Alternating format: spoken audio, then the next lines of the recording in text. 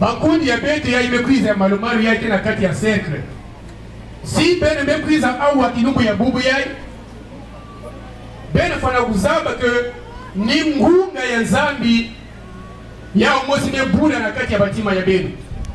Bene mekuwa témoignage de l'officiante. Yani vandisa mila yani na libundu ya kaka. Mebantangu nyonso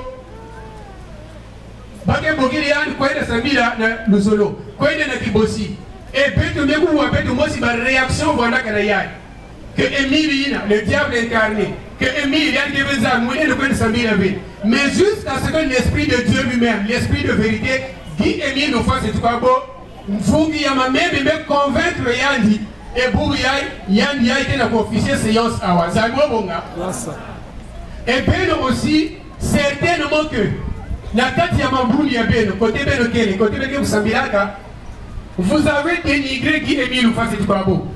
Beno beku finga certainement Guy Emile Oufassi Tibabo. Car Luzolo ina yake nzambi ya mamaji. Luzolo bake futaba sacrifice bake pesa wa mengi ya baba. Luzolo Emile yake magicien. Emile ya ikuki kumulele kwende sabili kuneve. Mais bubu yai papa Guy Emile Oufassi Tibabo, menat ya beno na lubangu yai na kikapu yai ya Guy Emile Oufassi Tibabo. Beno tona nzambi yake volonté ya yandi mesala mutindi ina nzambi obonge wasa yazola kutuba que yina beno voani kwenda sosa par-ci par-là yina beno mende bana kuswa ya voani na banganga na magie na ba féticheur na bizinga kote beno kutambula papa Emile mezonza que beno kwiza na sika ya munu beno ke kuswa yina beno ke na kusosa nzambi obonga wasa d'accord.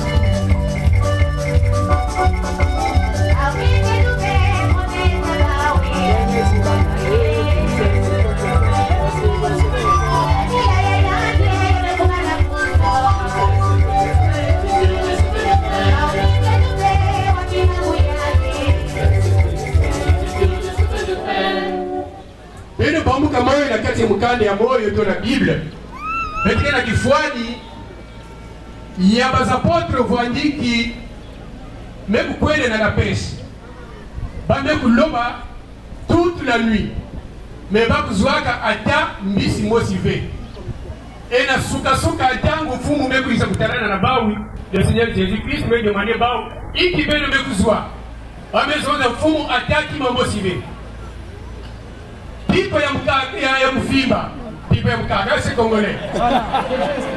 Pipo ya mkaka bandomene kama bakiria kalimozi pete kuzango bonga. Wasa. Na suka Yesu mebize ngi bani mezo atakima. Na matidi na bangungu na nyos atakima. Yesu mezo na baou beno baka ba filer beno lancer na diboka ya beno ya droite ya bakala. Beno tirer beketa. Ma disciple me baka filer, va me lancer la droite et il va vous tirer, que va me les mains à vous tirer. Et Nangolo ya ba unyonso va me tirer et ils avaient pu capturer 153 poissons. Zango bonga. En un seul coup. Alors qu'ils avaient pêché toute la nuit sans rien avoir. Mais dès que le Seigneur leur est apparu, ben le lancer, filer la liboka ya bakala et ben le tirer. Et ils ont eu au matin 153 poissons et les gens aussi va manisa à la pêche yaba. Vous avez bonga. Na kuzoza que ben me kutabu la bisika nyingi. Ben me kusoave gain de cause. Mais awa qui est mis une fois c'est pas bon me kuboki la ben. Ni na kuzoza que ben aussi matidi ina ben me kuyebila bangungu ina me kutiabe de toute la nuit. Bubu yake kumanisa na kumbu ya Guy Emile Oufassi Tibabo. Pourvu que beno sala yina bake lomba na beno nzambi obonga. Wasa. Et du coup la bete lomba toujours na bayina bankundi na ke sensibiliser que bankundi ya bete.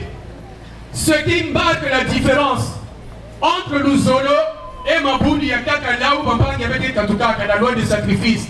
Toutefois que vous amenez quelqu'un dans nos rangs il faut toujours leur parler de la loi de sacrifice. C'est ce qui va faire la différence. C'est ce qui fera que la prière du patient soit exaucée avec vitesse, avec une certaine diligence. C'est vrai. Quelles sont ces lois? La prière, il y a peu de ça là. Mais il y a des voix avec effet éphémère. C'est-à-dire, nous qui sommes dans le monde de Bouyay, mais dans le Manima, on ne peut pas vous tout dire. Or, si vous savez, ça va la loi des sacrifices. Et bien, nous accomplir la loi des sacrifices. Papa, qui est mis une fois, c'est pas moi, Yann aussi, qui est en charge, Pampas, Yabao, le Zim Yabao, qui est désormais géré par qui est mis une fois, c'est quoi. Et cette loi de sacrifice, contrairement à la cité, que nous allons couper ça comme méga. Il y a que Menga, il y a que Bambongo, il y a que couper ça comme Mukande, il y a que Sonika, il y a que tout la Bambongo, il y a que Zonza, Bampas, il y a que la Katia Mukande, et il y a que Kwenda Nanzabi, il y a que les Mansouek, il y a Nzambi, il y a que Nzambi, mais puis en Songisa, il y a que l'association Luzolo Amour. Voilà pourquoi le grand maître Zonza, les privilèges dans la OPH. Il y a que parmi les privilèges, il y a pas de yaï, même pour vous faire l'association Luzolo Amour Kelly, na yao. Na mabudi ya kaka ba meku zaba ya ouvé. To bantoalisi ya kaka me zaba tuke ku serla ka yao, mais ils ne peuvent pas dire à leurs fidèles. Yake bage brumba ka yao. Mais beto awa yake musiku ile beto fana kuzonzila ka beno sa muti beno kusalila yao beno kunyaka nzambi obonga. Ngewa wili mbila nzambi izatu sambila lusambu lumuti la Quran.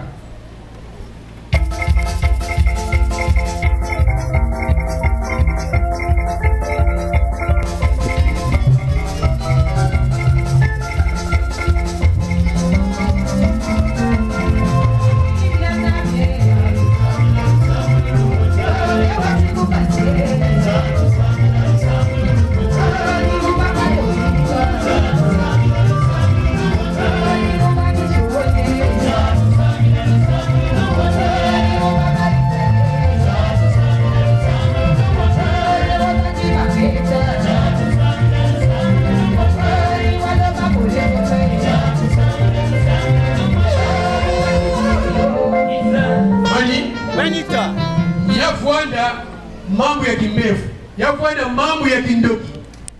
Kote baba tukefwandaka, yafanya magari, yafanya mabudi, yafanya koti na bazabi, na babisalu. Mambo ya kindoki ke manke ke venzambi obonge. Wasa. Mais le Luzolo, ça c'est trop petit. Même si na kati ya dikada, maman kasike na kuanisaka nge. La tante ke na kuanisaka nge. Na kisalu. Bampangi parce que bameku endevenge na poste. Mais bampangi kena kutiala ngene diso yimbi. Et bame comploter sans muti va terminer nge mupanzi. Uye basala nge kani yinki. Mais dès que ngeme kuzaba yao, ngeme ku accomplir la loi de sacrifice, nzambi nge katula bitezo yina parce que désormais c'est lui-même qui va prendre ton problème en main. Zabi obonga. Voilà pourquoi Bengue Boutala Kababani a été samila de la tête de l'association Luzolo Amour. Ils n'ont plus peur des sorciers. Parce qu'ils ont fait alliance avec Dieu par la loi de sacrifice. Ils sont devenus membres confirmés de l'EPH. Et à ce titre, le sorcier n'a aucune force. À moins que Ngemosi, Ngefungule Nzila, Namutantu, Zagbonga. Mais tant que Dieu va accomplir la loi de sacrifice, Mouti de Bénévole, Béria. Donc, même si elle voit la tête de Israël, même si Bénévole Diable n'a pas mais il y a des gens qui disent ah, mais Moutia il est changé. Et parfois, la tête du Kanda, Ningue va masser pour accuser Noki. Parce que le sorcier, en réalité, il n'a plus pouvoir sur toi. Il n'a plus même mise sur toi. Parce que papa est mis que Bandakubumbange, Zabiro Bonga. Voilà pourquoi Bengue Nakutela. Baya mingi mefulanga na kati ya association Luzolo Amour. Bafwandaka na bapasi ya mutini na mutini. Yani metunga hizo yani, il ne peut pas dormir dans sa propre maison. Il est obligé de prendre là côté ya cousin. Tema kune. Mais dès qu'on lui a parlé de la loi du sacrifice, yani mengu sala et yani mengu zokizulu. Voilà pourquoi bengi mengu fulanga awa na kati ya association Luzolo Amour. Zambo bonga. Beto zaba ke bengi nyonso beleke na bamambo awa. Zambo aussi mengu zaba. Mais bengi mubokira papa yayi yani prise za bisa beto mambo kena yani papa pisa ya muziki nyonso zonza mambo ile mine kangi awa e zambi ke kusala yina yeme bu kisdaw micro yaw ya Tete ba frère ne ba sœur nyimbo ja bedwe vraiment simume kuizawa nzambe menwana mili samana muno uvanisa mlaka na katolika nyonso muzwaka musalaka na katolika me kendo mukuza kuzwa nakesamblaka nakachalizulawa betimenwana bamvita meme na shokuna pubyai mevandu vesikusimuzila kumawa bamvita betimenwana ukumawa nazula maladi pale mateke mono na ba 4h ti ba 5h ba 6h madame nwana kupesi mono manganga mevandu vesir na ukumawa me zambe nwana papa kiye miri fwesi kwa fwesi menwana asa mona mono matoni mingi muna kuputila samuna yao maintenant yakaga muna kuzonsi mangura bakoro bon je sais pas si vous nous savez bien mais toujours même ça il y a des belles mères mono pour que le mono belle mère parce que tu vas connaître vraiment maman va na mono ga ya kiligi mingi samuna papa mili mena mono na kukumawa saya mili kana mono Atondo Samuti, papa Emile Nebusala. Et du coup, on a aussi fait un Burkina, le couple, il y a une cuisse, donc le frère habillé en rouge. Merci. Merci, caméra V.